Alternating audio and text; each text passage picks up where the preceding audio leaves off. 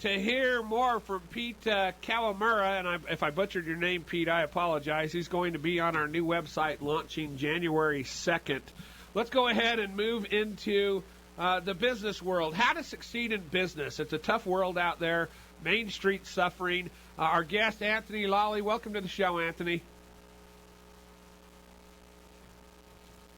Oh, there you go, Anthony. You there? I'm here. Thank you for having me. Oh, no problem. So you're a nationally known business real estate expert, a franchisor, and entrepreneur. You're the founder and CEO of Rapid Realty Franchises, LLC. It's New York's largest realty rental brokerage. You got your real estate license at the age of 19. Just so you know, I had one for over 14 years. Then you got your broker's license. You founded your own real estate school. You have many organizations that are charitable that you belong to. Welcome to the show. Thank you. Thank you for having me. Yes, it's been a wild ride. You know, we actually grew my company from one location to 60 locations over the past 30 months during the recession. So that's really what our claim to fame is. But yeah, I've been doing real estate about 16 years, and I started at the age of 19. You know, a lot of people, Anthony, have a good concept or a good idea. It just comes at a bad time when they might not have the money, the funding, other items to get started. What would you tell those people? There's never a bad time. You know, there's never a right time. The time is action implementation. You know, what happened in my situation is I grew during the worst economic collapse when there was a black cloud over real estate. I actually grew, and I found tremendous opportunities. During a depressed commercial retail market, I actually found locations for 20 and 30% off the asking rent price. I negotiated 4 to 5 months concession of free rents from the landlords to put my franchisees into cheap stores. You know, a lot of I've tried to tell a lot of small business owners that I know, just because you have a lease doesn't mean you can't renegotiate. You know, times are tough, markets are tough. A lot of landlords would rather have you stay in paying them some kind of rent a month than close down. As the expression goes, it's cheaper to keep her. And the same thing goes for a tenant, you know, especially when things are kind of shaky. You're better off negotiating with a good-paying tenant, giving them a break, and it's not like they're trying to pull the wool over your eyes. If they're having a tough time, they're having a tough time. Cut them some slack. You want to keep them for the long term. And there's, you know, what I like about the commercial end of the real estate business is that there's no rules. You know, there's all sorts of escalation clauses. You can give them no increases for 2% increases for the remaining 3 years. There's all sorts of different strategies that can give you your bottom line number, what you're looking for at the end of the lease term. Now, how do people go about, if they believe they have a good idea, how do you harness that? How do you move forward on it? Well, you know, what happened to me was interesting. I had a great idea, and it was booming. And it was booming so much that I went from the first floor of my first commercial property that I bought to the second floor to the third floor, and then I had no choice but to grow outwards. So what I did was, throughout the process of growing my business, I had been grooming top managers, you know, my Michael Jordans, if you will, of the company. And then I sat down in a room with them, and I said, look, there's no more room in the building here. I think it's time for us to expand the company, and I'm going to put you as managers to manage all my different locations. So they all shook my hand, and they were all excited at the time. And about a week later, they all left me. And they didn't leave me together as a group. They left me independently to start their own business. And the main reason was they said, if Anthony Lolli thinks I'm ready, and he's going to put up his own money, and he's going to put up his own name and reputation to have me manage his store, then I'm ready to manage my own store. So most people don't want to manage. They want to own their own business, and that's what actually, threw me into franchising. Well, yeah, I mean, and that's true. Most people just, I don't know what it is about human behaviors. We all want to be in charge. We don't want to, work for other people. It's a double-edged sword because if they're really good, they're going to want to be in charge and own their own business. If they're really bad, they're going to blame your leadership and want to start their own business. And if they really suck, they're going to go into politics. So, I had to get that shot in there, Anthony. I got you. So you took an opportunity, you went with it, in the real estate market. How's the real estate market doing now for you? Well, it's doing booming. We've always been a niche company. We've always focused on apartment and commercial space rentals. So that's our niche. We focus on the 99%. We call it rentals for the rest of us. So while everybody else was, focused on $1 million listings, we were focused on a rental. I'm more excited about a $1,000 studio apartment than $1 million condo loft any day of the week. You're going quantity over, high price. That's right. Because in my company, we pay twice a week, so it's about immediate rewards. In sales, you can waste about 3 to 4 months on a deal that may or may not go through. Well, that's always true. What type of tools did you implement when you were faced with tough decisions? Everybody's going to have tough decisions. When you're starting a company or formulating a company, you have to make some tough decisions on budgets, an exit strategy, lots of different things. What do you recommend people use to get all that implemented? Sometimes we get used to the overhead we have, and we deem it necessary to run our business. I really took a look at some of my expenses during the recession, and I saw that I had a $4,000 a month phone bill, and I realized that there were things out there that could significantly lower that, like Skype. I went from $4,000 a month to $16 a month because I use Skype, which is only $2 a month.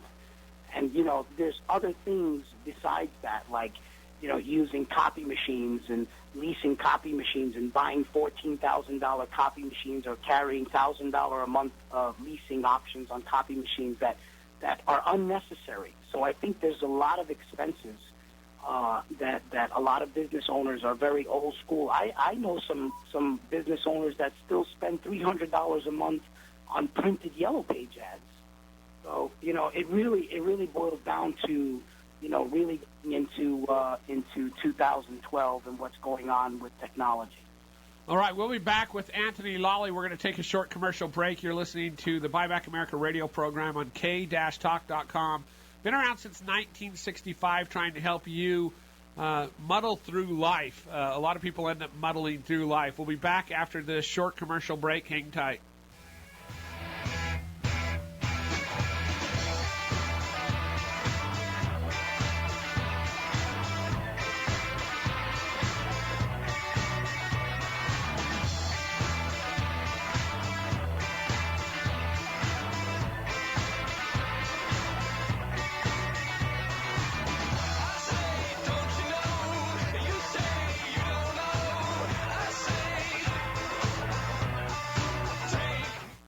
The turnout for the free lunches and free dinners for House of Hearing have been phenomenal. We've missed you. You should have come. Wouldn't it be nice, with the holidays coming up, for you to be able to enjoy the family and be able to clearly understand what people are saying? I know how it is. Sometimes the gathering gets together and it's hard to hear. All that can change, and it can be absolutely free. I'm going to give you a phone number. Call House of Hearing and ask them when the next free lunch or free dinner is, and they will invite you to that. The telephone number to call in the 801 area is 305-3535. That's 305-3535. The lunch or dinner will be free. The same is true with the free hearing test, and you'll be given an opportunity to use the incredible new Lyric hearing devices absolutely free for 30 days, no obligation whatsoever. The number to call, 801-305-3535.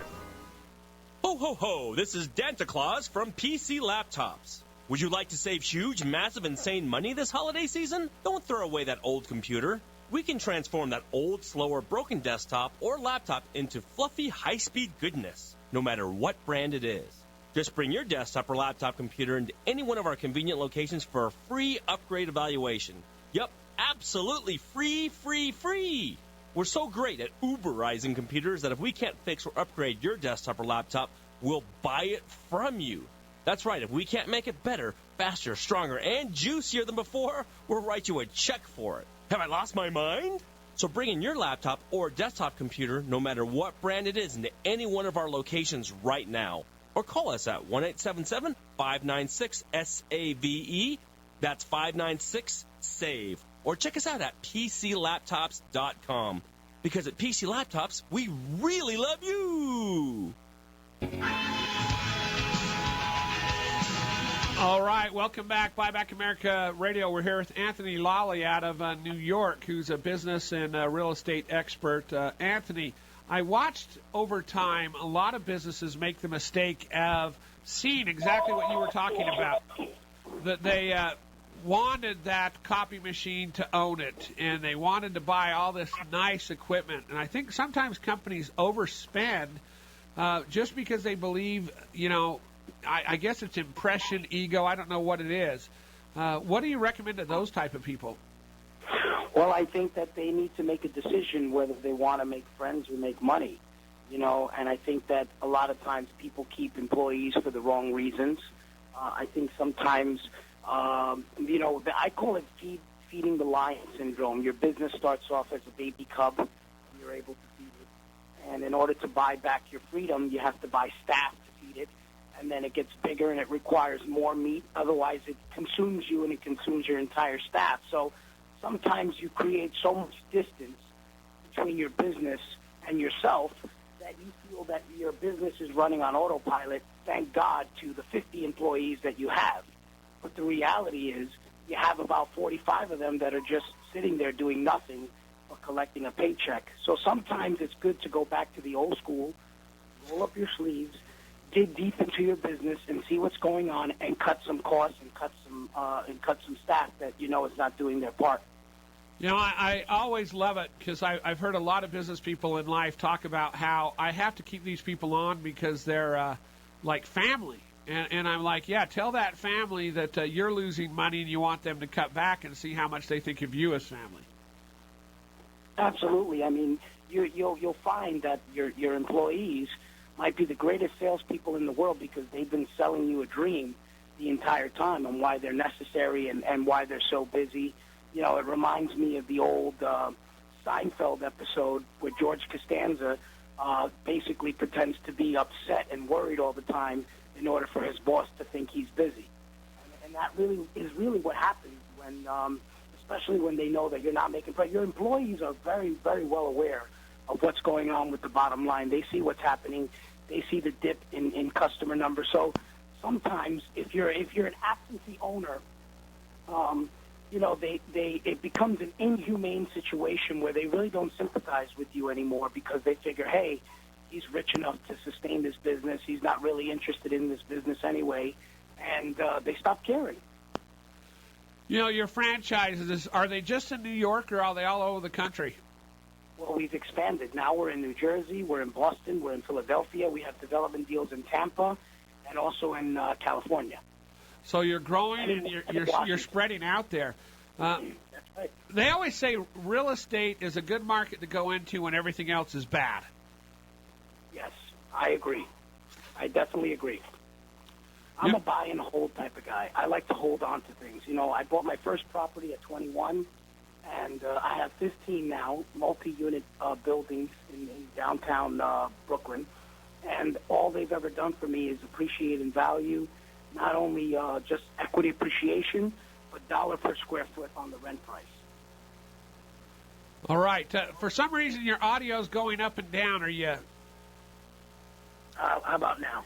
That's better. That's better. So great. No, what I was saying was that I bought my first property at 21, and all it's been doing, and I have up to 15 now in the downtown Brooklyn area, and all that's done for me was not only appreciate in equity appreciation and value, but also in dollar per square foot on the rental side. That's amazing. One of the things you try and tell people is they should be careful of where the opportunity comes from. Can you explain that? Well, I think that you have to be careful who you're listening to pass up and to take on. You never want to take advice from somebody that's afraid to take chances themselves or doesn't have any success behind them. So sometimes we take advice from friends and family and even a small business owner. Let's say you take advice from someone that you looked up to, But that person's been a one-store operator for 20 years. They've never grown. They've never taken chances. They have a great concept, and they're a shopkeeper. So you really don't want to end up on that success level. You want to be able to have financial freedom and also freedom and time to enjoy time with your family. So this person might be good to take advice from in the beginning stages of business and maybe during your business venture, but not about growth strategies and financial independence and quality of life. How do you know when to pass up an opportunity if you feel one's there? How do you know it's right? You never know when it's right. If you see an opportunity, it's already too late. So, the opportunity is something that you have to vision. It's never something that you can see. It has to be something that you can see past.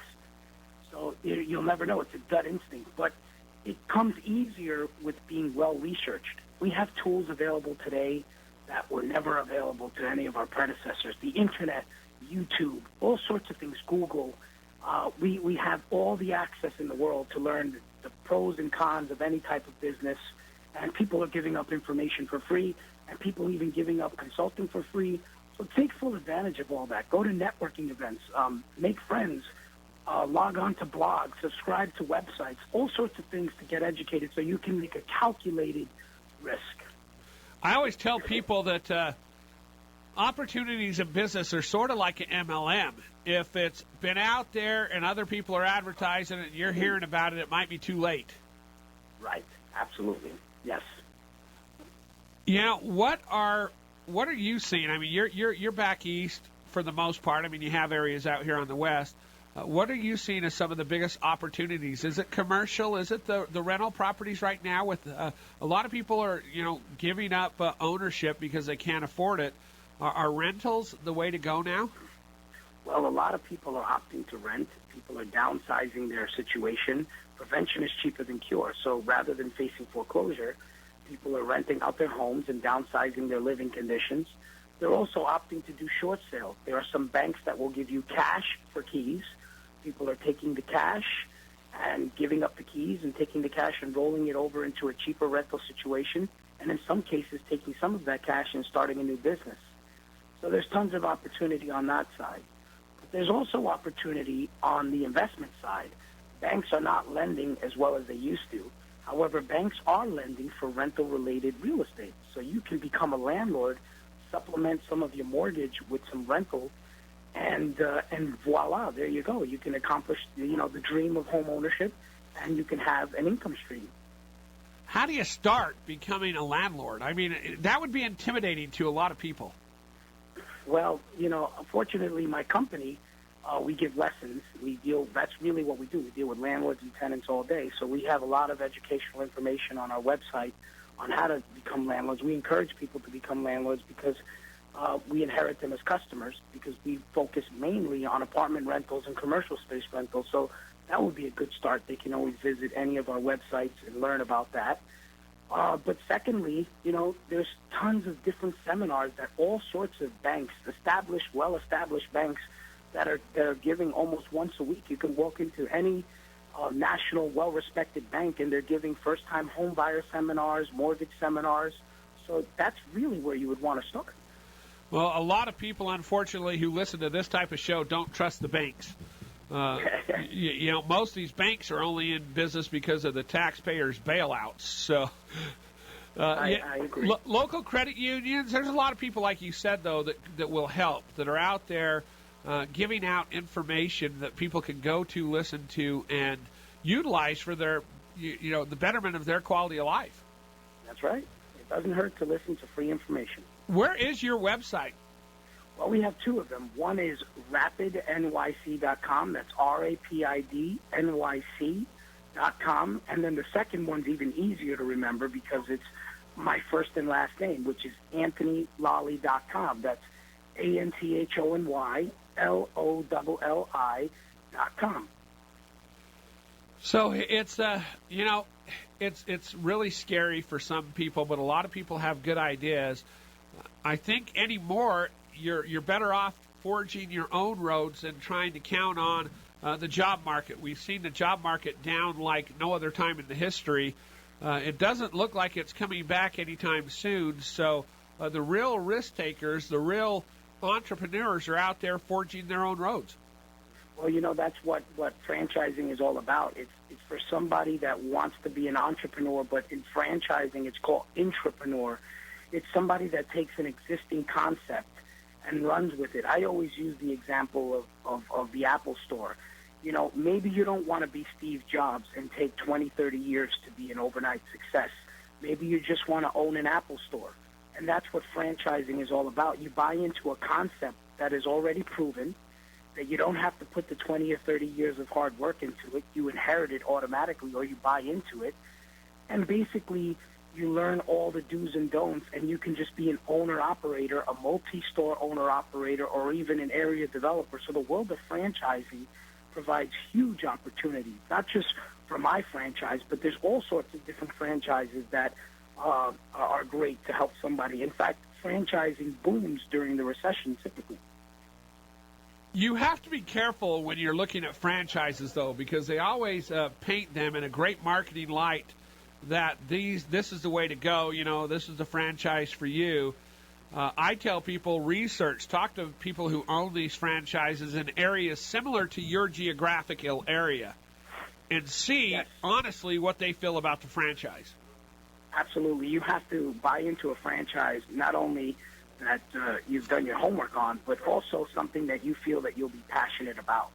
You know, if you don't see yourself slaving over a hot stove in the back of the kitchen or working with an unhappy customer, they're upset about their meal, then that's not the franchise for you.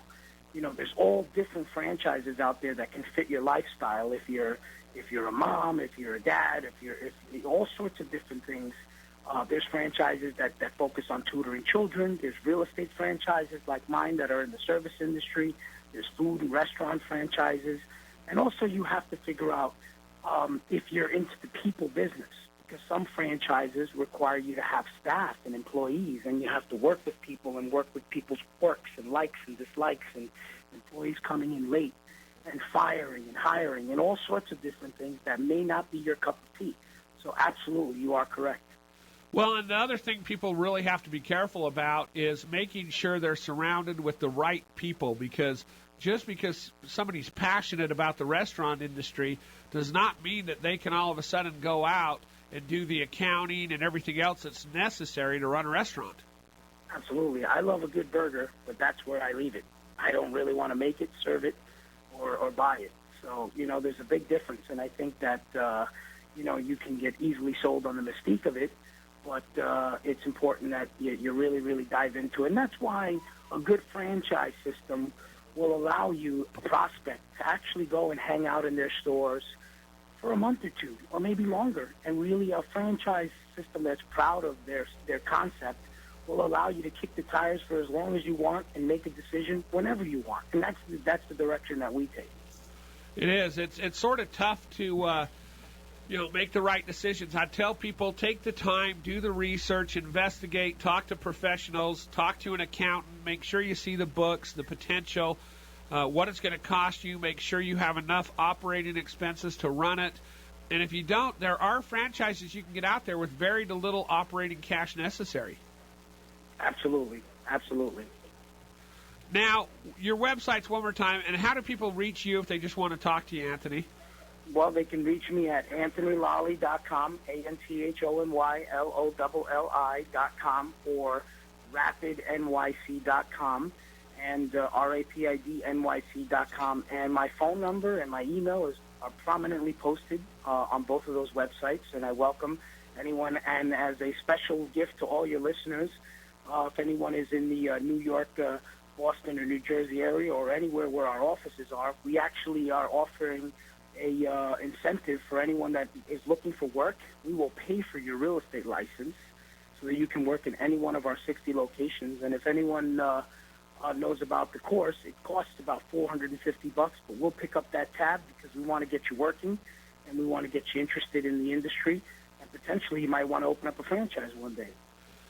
So if you're out in that area where he has franchises out in Boston or New York or New Jersey, did you say somewhere else? Well, we have deals going on in Tampa and in California. So, yeah, please reach out. So if you are in those areas listening to this show and you want to work, he'll pay for your schooling to get your real estate license. Do they have to sign up with you and agree to work with you for a certain period of time? Yeah, they have to agree to work with us for 3 months, and that's about it. If it doesn't work out, it doesn't work out. But we're so proud and confident of our system, they end up staying forever. Well, I'm part of being in real estate myself. Do you offer education past the school to help them get their foot in the door? Oh, absolutely. We have our own university, just like McDonald's has Hamburger University. We have Rapid Realty University, and we teach you all the ins and outs. And what we want to do also is we want to make you homeowners. So we're really proud of some of the hands-on approach that we take with our franchisees, not only putting them into businesses and putting them into multiple stores, but eventually putting them into homes so that they can let their work speak for itself. Hey, I appreciate you coming on today, Anthony. Your website one more time, and then we'll let you go and have a great holiday season and Merry Christmas. No problem. No problem. The two websites are AnthonyLolli.com, AnthonyLolli, and RapidNYC.com. That's RAPIDNYC.com. All right, Anthony. Hey, thank you. You take care. Thank you so much. Good talking to you.